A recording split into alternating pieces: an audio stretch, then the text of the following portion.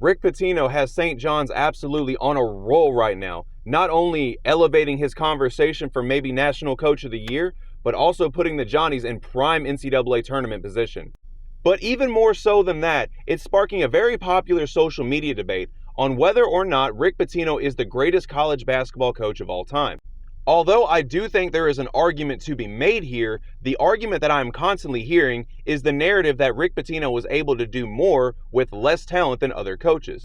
To me, that is absolute cap, and that is exactly what we are going to get into here on this video. For perspective, I'm going to put Rick Pitino against the coach that I think is the greatest coach in college basketball history in Mike Krzyzewski. Not only a coach with more accolades than I have time to name on this video, but also a coach that has a reputation for having a lot of talented players during his tenure.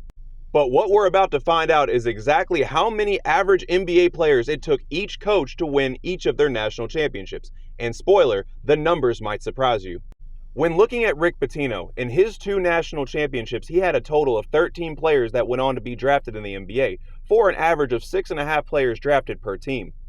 The team that he had with the most NBA draft picks was his 1996 Kentucky team, who many argue to be one of, if not the greatest teams of all time, who had 9 players drafted. In Mike Krzyzewski's 5 national championships, he had 28 players drafted from those teams, for an average of 5.6 players drafted per team. The team with the most future NBA draft picks was the 2010 Duke team with 7 players drafted.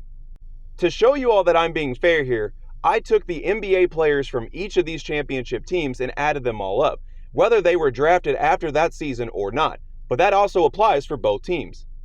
But also, before anyone wants to correct me and say that the 2015 Duke team had 8 players that went on to play in the NBA, I do want to point out that Quinn Cook, Emile Jefferson, and Marshall Plumlee were not drafted, so therefore did not make the cut.